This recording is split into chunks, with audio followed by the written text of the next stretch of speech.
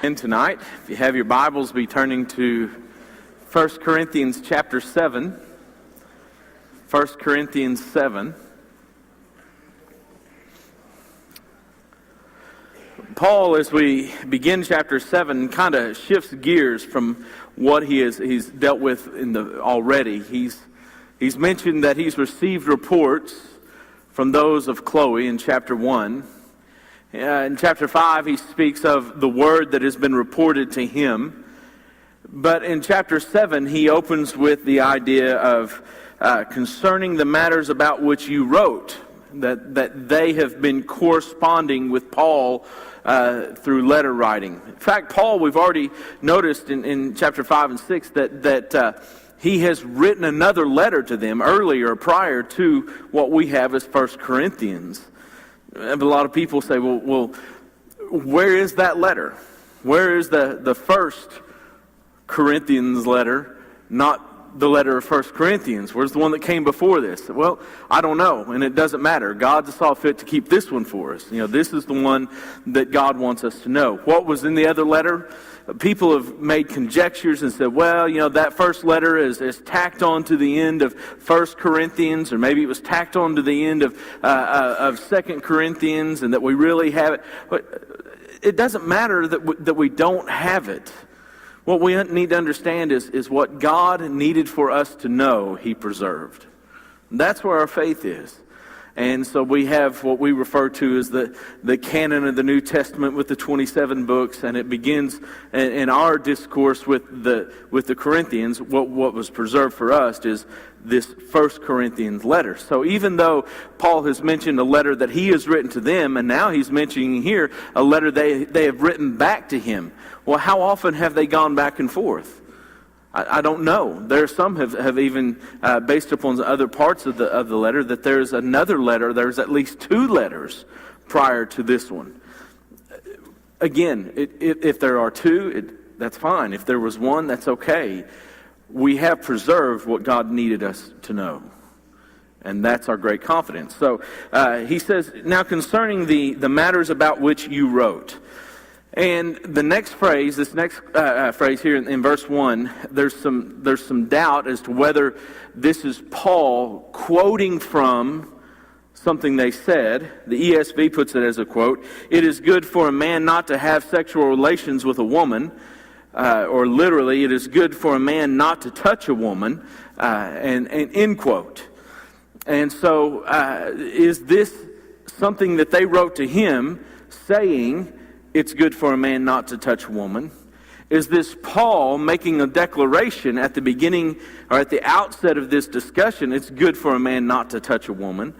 Is this a summary of what they had written to him? When we look at it, I don't believe, as some translations have, I don't believe this is Paul declaring this statement. That Paul is saying, now concerning those things that you wrote, let me tell you, it is good that a man not touch a woman. Because if that's the case, it contradicts everything else that Paul's going to say in this part of the letter. Because what he's saying for the rest of it is, what is good is that, if in order to prevent fornication and things like that a man have his own wife and different things like that. So he is not saying here that celibacy is the highest moral road. I think what Paul is responding to, he's saying, now concerning the things that you wrote to me, in you saying that celibacy is the highest moral road, let me temper that. Let me correct some ideas there. Let me tell you what is true concerning marriage and sexuality and the Christian. And so that's what chapter 7 is about. It is about Paul correcting, I think, this idea at the end of verse 1 about how they are seeing celibacy as the greatness. Now, it's funny because we look at the Corinthians and we see how in the first 6 chapters he's dealt with how many of them have allowed the Corinthian society to come with them into the church. In their power struggles with one another and their seeking of status and how they are dividing one against another. But we can't believe that was everyone in the Corinthian church. Certainly there were some in Corinth who recognized a moral attitude. There were many of the philosophers prior to Paul recognized morality and somewhat of a righteous living based upon the precepts and the principles that God had laid down from the very beginning of time for the human race. There were some that were teaching that. So I think that we see in Corinth there was a mix of people, much like there would be in Westhill today. There are some who are super sensitive to morality. There were some that were a little more lenient toward worldliness and carnality and things like that. And so the church is always a mixed bag. Not everyone has exactly the same thoughts or the same preconceived ideas. And so here we're seeing that there's some on the other side of that aisle who are telling people, it's better if you live a celibate life. That you withhold yourself from any relations with other people. And Paul uses the same thing that the rest of the scriptures use. He uses the euphemisms. It's the ESV comes out and translates, do not have sexual relations, but Paul actually uses the term do not touch. Moses used the term to know. They were euphemisms. They softened the blow of the concept of sexuality and sexual activity. And so here Paul is continuing that same tradition. It is good, as they stated, it is good for a man not to have sexual relations. Now the problem is when we get to that word good, because there's several different connotations there. It could be that they were saying that it was the highest moral good, which I believe is what they were saying. It could also just mean that it's good and that it's beneficial. And certainly there's a sense in which celibacy could be perceived as being beneficial, not necessarily a purity issue. It could be just a hygienic issue. Paul comes back and he tempers that word a little bit later in this context, but I think they mean it as the best possible way. And the reason why is because as early as the middle of the 2nd century, 150 A.D., you had religious writers, the early church fathers as we refer to them, were already denigrating sexuality in Christian lives. It was believed that sex for procreation was the only thing that was authorized by God. Sex for recreation was not something God wanted. And that was already starting to come onto the scene by the mid-2nd and early 3rd centuries. Well, where did that come from? Well, some point to Paul here, but only in this first verse. Because what Paul goes on to say is that we have a very strong sexual desire as human beings. And so he deals with that in a very direct and upfront way. So it's not that Paul's against it, it's a misinterpretation. And so what they were teaching early on was if you engage in relations like this, that you are somehow tainted. Virginity was purity, and then any activity would be something less than pure, even inside the confines of marriage. And so they were saying, whether you're married or not, celibacy is the good thing. So in verses 2 through 5, Paul takes that idea and he says, okay, let's really see what it is in relation to marriage.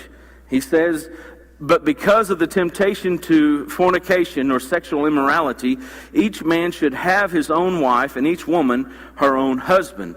And here again is a euphemism for the activity, the relation within the marriage when he says to have his own wife. In other words, he says to keep from, or because of the temptation to fornicate, each man should have relations with his own wives as opposed to what? As opposed to celibacy. Instead of withholding from one another and saying, this is the pure way, he says, no, let each man have his own wife. And then what does he say on the other side of that? Each woman her own husband. Let her have her own husband. And so, which is interesting because there's a slander against Paul that says that Paul was very misogynistic, that he was against women. Women were a subclass and beneath, and that men were the authority figures and that they were in control of everything. But what does he say here? He's very quick to show, I'm not just talking about men here, we're talking about women too.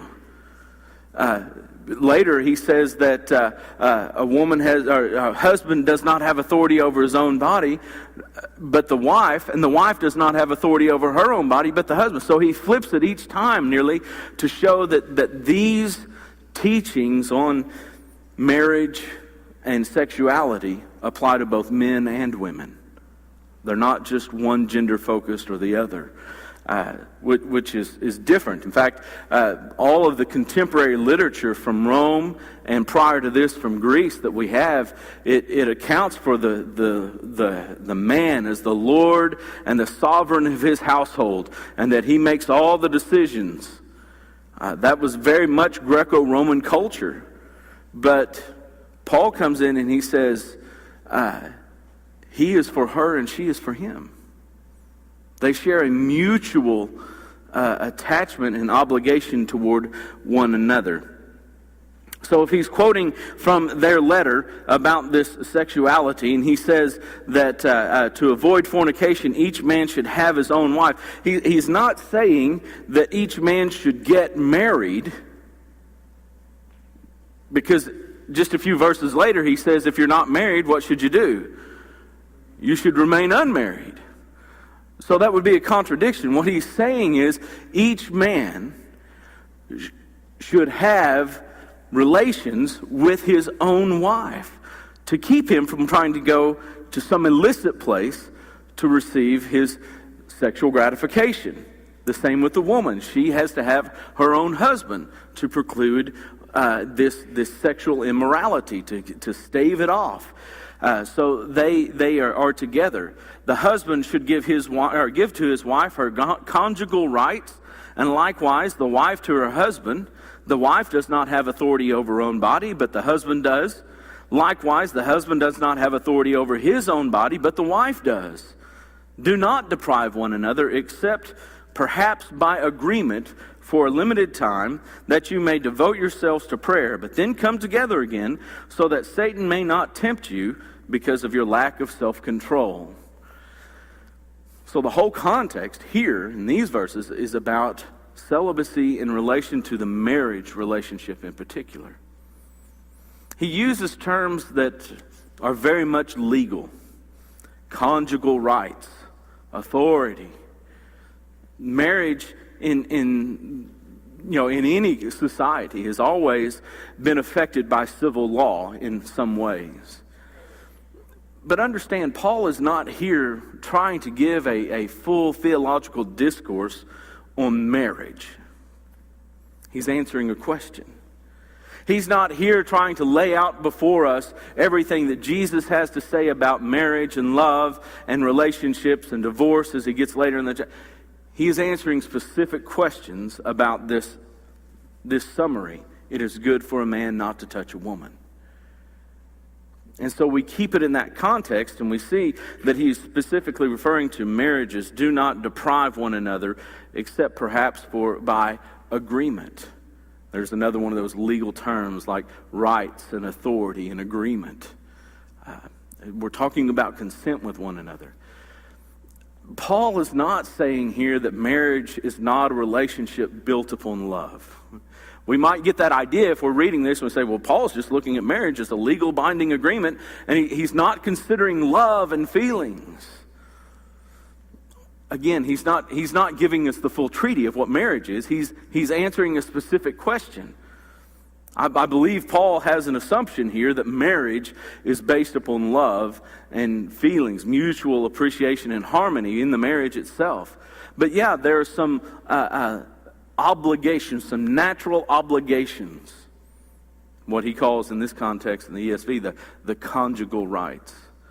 There's an expectation of sexuality when you get married. in both directions. The man toward the woman and the woman toward the man. And so there's this, he says that who has authority over the body? Well, your spouse has the authority over your body. Look in Song of Solomon. I know that's risky, but we're going to look at Song of Solomon for just a moment and start in the early part. And I think I've pointed this out before, but it bears repeating at times. The growth that takes place in love. In chapter 1, for example, the woman, as she's speaking, she says, "My beloved is to me a sachet of myrrh that lies between my breasts." He's mine. He is like an adornment to me. It makes my fragrance better. He's an adornment. He's an accompaniment. In chapter 2 and verse 16, "My beloved is mine and I am his." Well, there's a lot of possession here, and she is seeing him as he is mine, but I'm also his. I'm willing to give myself a little bit to him. But as the book progresses, notice how her love grows as well. In chapter 6, verse 3, "I am my beloved's and my beloved is mine." Here again is that mutual idea. And then in chapter 7 and verse 10, "I am my beloved's, and his desire is for me." So at the beginning, he is mine, and then he is mine and I am his, and then I am his and he is mine, and now at the end it's what? I'm his. We sing a song about our relationship with Jesus sometimes, where it begins, "All of self and none of thee." And then through the course of the song, it's less of self and more of thee. And then you get to the end and it's what? None of self and all of thee. When we get to that point in our Christian life where it is all about Christ and we deny ourselves to gratify and satisfy him and his commands, then we have arrived at a level of spirituality that is higher than, some of self and some of thee, or less of self and more of thee. Or especially none of, or all of self and none of thee. He's progressing on this spiritual plane. Well, the same is happening in Song of Solomon with her identity as the wife in the story. At first, it's all about me and what I possess. But at the end, it's all about me being his, giving over. Paul says marriage is based upon this idea of giving up self for the relationship. She does not have authority over her body, but the husband. And he does not have authority over his body, but the wife. That's the picture of marriage, of love, of mutual consent in the marriage itself. And that's the basis by which Paul is writing these things, that growth of love. When we get to verse 5... if verse 1 is correct, that this was their contention, that celibacy was the high road, Paul gets down here and he says, "Do not deprive one another, do not decide." And this, I think, was what was happening in Corinth, where some of these people were obeying the gospel. And they said, now that I'm a Christian, I've got to withhold myself from carnal desires. I've got to hold back the lust, and that includes sexual relations, which you can imagine a wife going to her husband or a husband going to her wife. Now that I'm a Christian, we're not going to have sex anymore. And Paul says, don't do that. That will destroy your marriage. That's not what coming to Christ is. There is not an innate moral purity in virginity or withholding yourself from that. Now, is there something good? He'll say in a few verses that there's something good, and I think he is lessening this idea of the moral good and saying that there are some good that can come from it. And he alludes to it here. Deprive yourself, or don't deprive yourself, except by agreement, and only for what? Only for a short time. And then he gives a specific reason, doesn't he? To devote yourselves to prayer.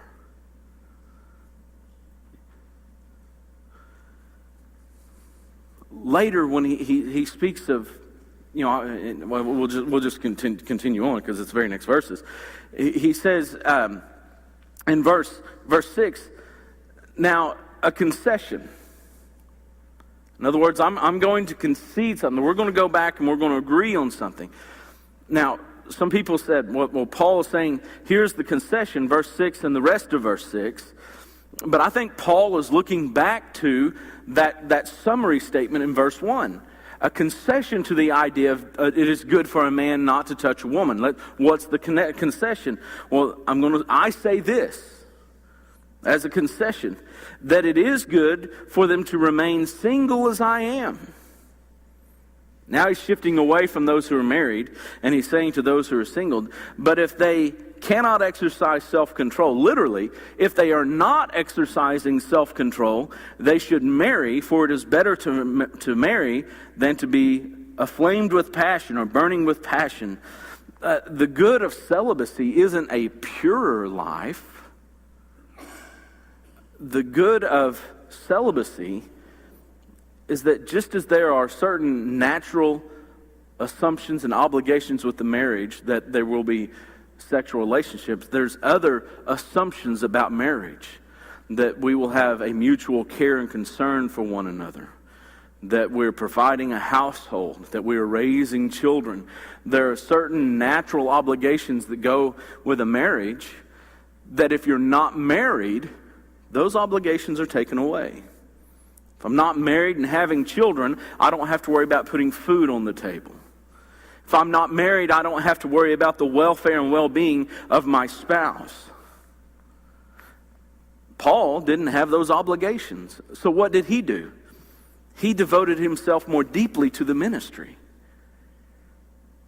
And he says, I say that the good of celibacy is that it allows you to devote yourself to the ministry if you are unmarried, because you're untethered or unfettered by those obligations, those natural obligations that go with marriage. That he hints at that in verse 5 when he says that if you do separate and you do become not separate, I take that back. If you are celibate, let it be for just a season, that you may be more devoted to God. Not that you're better, but that those obligations that distract sometimes from the ministry of Christ. So we're doing that for a limited time. But even then, he says, you need to go back with your spouse. Don't do it indefinitely, and don't do it by one person decision. It's a mutual decision. But if you're unmarried and you want to remain celibate and you can control yourself, then by all means, control yourself and devote yourself to ministry. He says, I would that that they remain as I am, in verse 7. I wish that they would stay as I am, but each has his own gift from God, one of one kind and one of another kind. The idea, the charis, it's the gift or the grace gift that Paul later will refer to the miracles in the same form as this grace gift from God. The gift of continency, to be able to withhold. We're different people. Some of us have stronger desires to compete than others. That's okay. Some of us have gifts more related to mathematic fields. Great. Others maybe towards sciences. Wonderful. Others toward arts and literature and beauty and things like that. We're different people with different gifts and different abilities. Some people have a stronger sexual desire than others. And Paul says, I wish that people could be like me, with a very low sexual desire and be able to remain celibate and devote themselves to the Lord. But if they can't, go ahead and get married. Because it's better to marry than remain celibate and burn with that passion. So Paul is and he's using this as what he wishes. And that's interesting because he says, I say, I wish, I command. The I wish is that right now what would be good is celibacy. If you don't burn with that desire and you're not married, stay that way. Because you can devote more time to the ministry. Underneath that would be those that are married. But the lowest form is those that burn with a passion but try to remain unmarried, thinking my celibate life is purer and better in the sight of all. It's not an issue of purity, it's an issue of devotion. In fact, in verse 5, he mentions that devotion specifically. Later in verse 35, he says, I say all these things to secure your undivided devotion to the Lord. It's about their connection to God, the answer to their questions. But if they, he says, if they cannot, it is better for them to marry. Verse 10, to the married. Well, he's addressed the married now in realms of, is it better to be married and celibate or married and sexually active? He said, obviously, to be sexually active if you're married. If you're not married, celibacy versus marriage, to the married and the widows, he says in verse 8, that it could be better for you to remain as you are. But now he shifts again and he says, to the married. I charge, or I give this charge, not I, but the Lord. Or I give this command. So he said, I say, I wish, and now I command. This is the stronger import here. This seems to be kind of the crux that he's getting to, is down to this question. This one deals with those who are married in a mixed union of a believer and a non-believer. Well, how does that happen?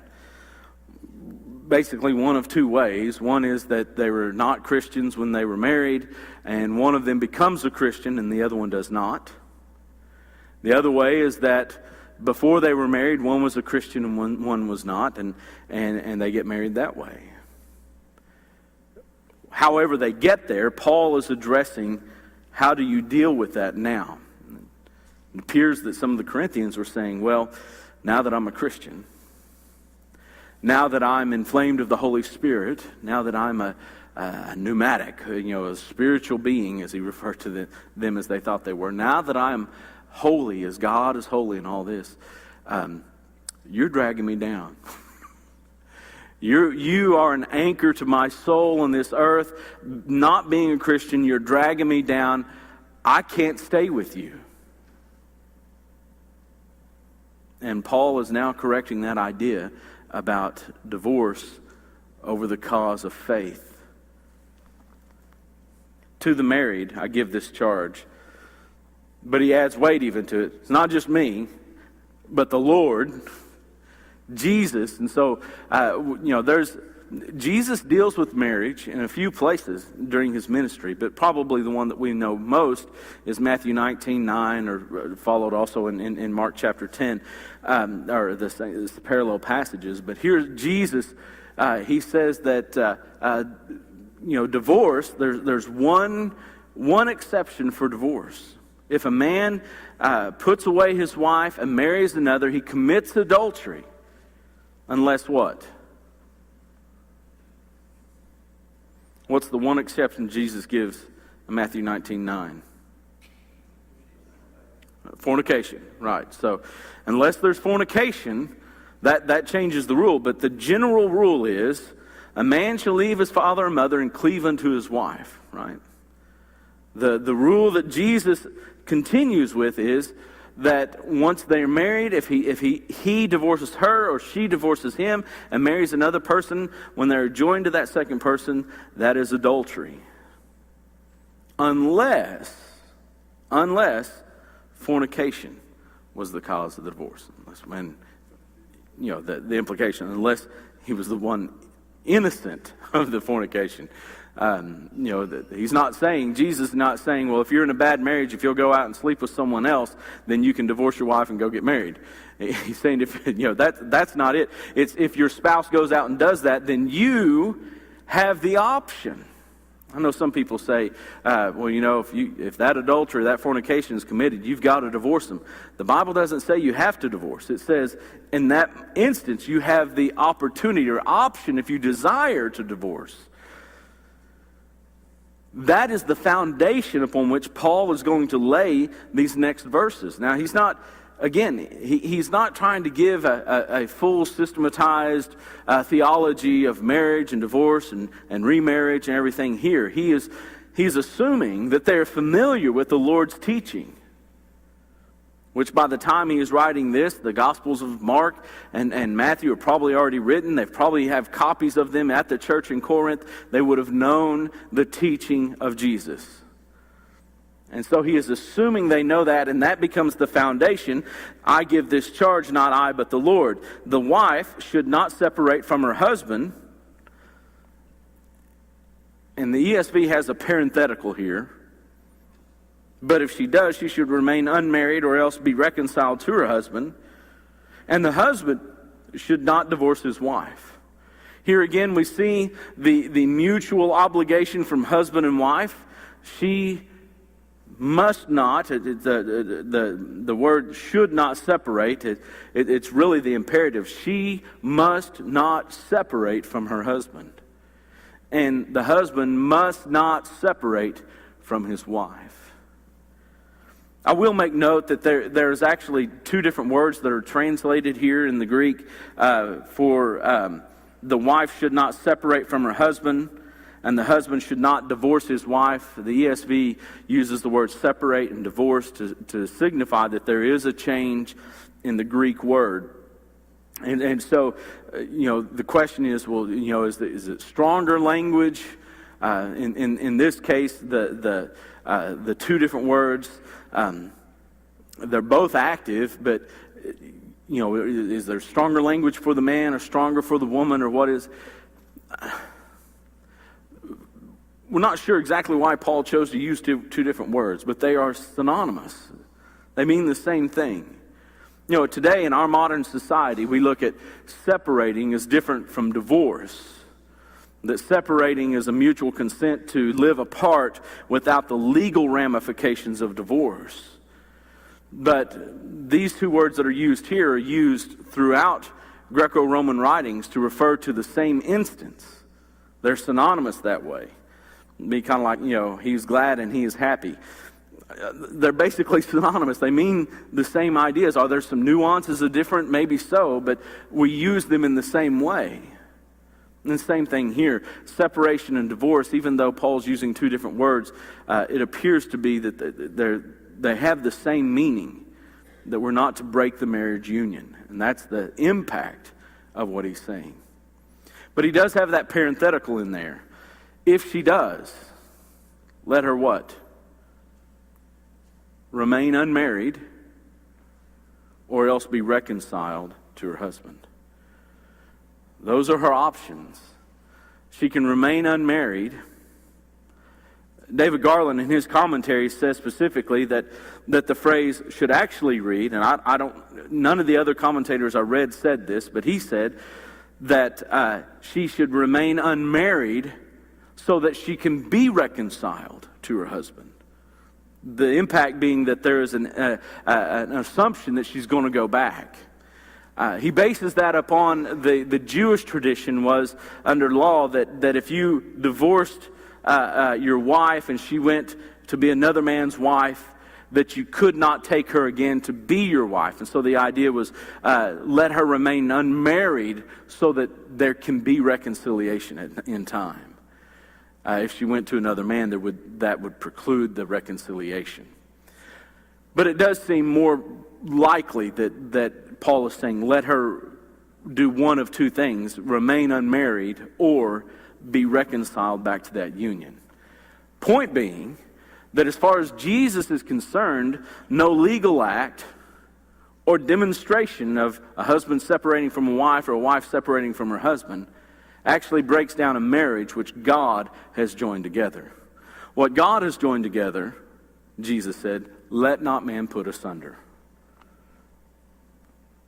That's the force of what Paul is getting to follow along with exactly what Jesus said. Under Roman law, there was not you didn't go to the courthouse and get a marriage license. In Corinthian society, because they lived under the Roman law, if you presented yourself as husband and wife to the community, you were married. And if you decided that you didn't want to be married anymore, you moved out of the house and you told people, I'm getting away from him, I'm divorcing him, or I'm divorcing her. And that's it.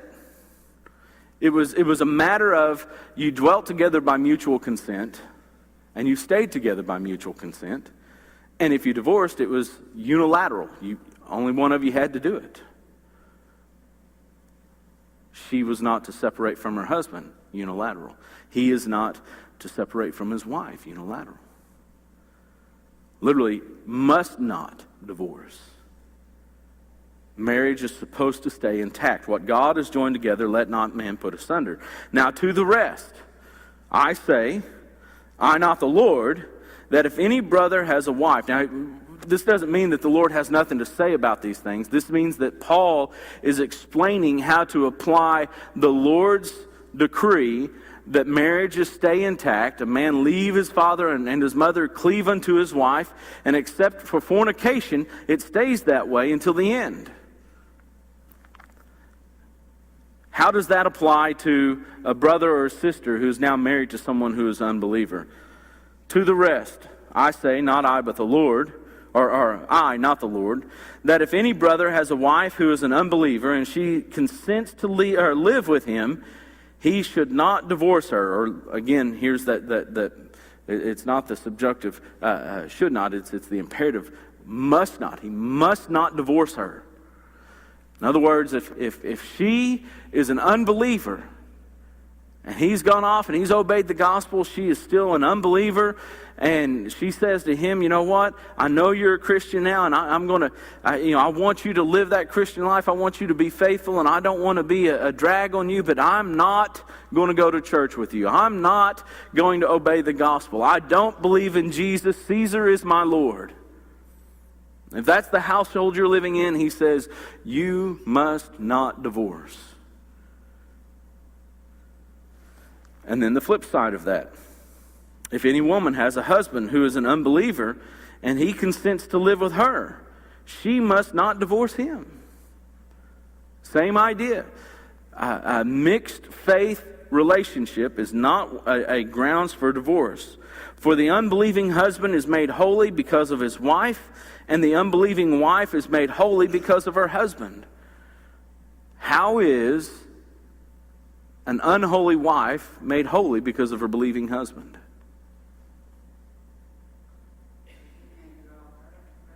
Exactly, yeah. There's an opportunity that he has to draw her to Christ, or if it's the wife, that she has to draw him to Christ. Peter makes reference to the same thing, doesn't he? That she may win him without a word, right? There's an influence that you have in that relationship as a Christian with a non-Christian that you may win them. You don't have to nag them. You don't have to browbeat them. You don't have to command them or beat them into submission. Win them without a word. That your very presence in the relationship can be the sanctifying force that draws them to Christ. But what if the unbeliever doesn't want to stay?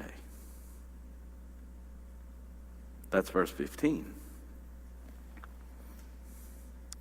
But if the unbelieving partner separates, leaves, again, in Roman law, it was unilateral. They didn't have to stay. They could walk out. I'm not going to do this. You and your lifestyle and this new way that you're going to live, I'm not staying here. You can't make me do it. I'm leaving. Roman law, they're divorced. Without consent of the believer. What does Paul say? If the unbelieving partner separates, let it be so. or let them go. In such cases, the brother or sister is, the ESV says, not enslaved. This is often referred to as the Pauline exception. You have the exception in Matthew 19:9. Jesus said, except it be for fornication, and marries another, commits adultery. That's Jesus' exception to marriage. And then 30 years later or so, as Paul is preaching and teaching, he writes this, and he gives another exception for divorce and remarriage. But that's not what Paul is doing. Paul believes and upholds the doctrine of Jesus when it comes to marriage and divorce.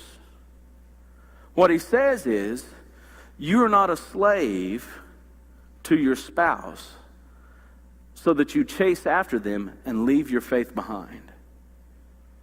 You're not enslaved. In fact, what he's saying here, using this word for slavery, is he's saying the marriage bond is not a master-slave relationship so that you have to follow them. If they're leaving you because of your faith, you may have to just let them go. You're not a slave to follow. Paul is not saying you're not under bondage and now free to remarry someone. That's not what he's saying. He's saying you're not under bondage to follow them in their unbelief, into their paganism and their carnality. You don't have to go there. Knew a situation very similar to this. She was a member of the Lord's church, and she married a man that was not a Christian. And later in life, or not long after their marriage, he didn't like her Christian lifestyle and complained about her always going to church and never spending the weekends with him. And he would beg her, "Why don't you go fishing with me?" "Well, I got to go to church." Well, over time, he wore her down and pulled her away from church, and she went with him to go fishing. Then it escalated. After they were done fishing, well, they would stop at the bar on the way home, and they would start drinking. And then before long, they'd stop at the bar, and they met other people at the bar, and it went downhill from there. And all the while, in the back of her mind, she's thinking, I know this is not right, but it's wrong for me to not be with my husband. And she was torn between what she perceived as her obligation as a wife to her husband and her obligation to the Lord. Paul is saying very clearly here, you do not have an obligation to go into the same debauchery, immorality, paganism, atheism, whatever lifestyle they live, to go with him. That's not what the marriage bond is about. You're not under that kind of bondage. God called us, or called you, to peace. The end of verse 15 really fits better with the beginning of verse 16. This is like another reason why we're not called that way. He says that God has called you to peace. Wife, how do you know whether you will save your husband? And husband, how do you know whether you will save your wife?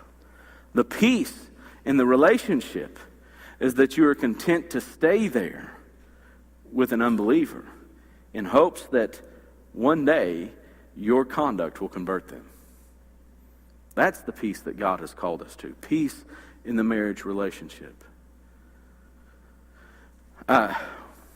We'll pick up in verse 17 next week and finish to the end of the chapter. I know these are some things that we've talked about, things that you've studied, but hopefully there's some answers to questions you might have still had as we continue in this study of 1 Corinthians. But I appreciate your attention.